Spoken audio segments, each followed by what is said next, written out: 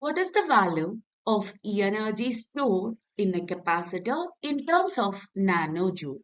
Whereas the value of capacitance and the voltage from a battery is given in the question. It's known that the energy stored in a capacitor can be calculated using a formula half CV square, whereas C is representing the capacitance which is given as 12 picofarad, which means it's equal to 12 times 10 to the power negative 12 farad, whereas V is representing the voltage which is given as 50 volt. Now we can apply the value in a formula of electrostatic energy of a capacitor.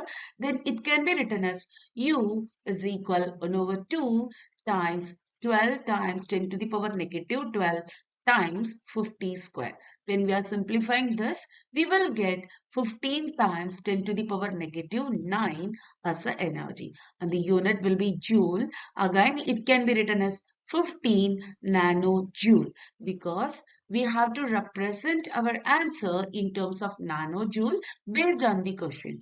So the correct answer for this question is option A.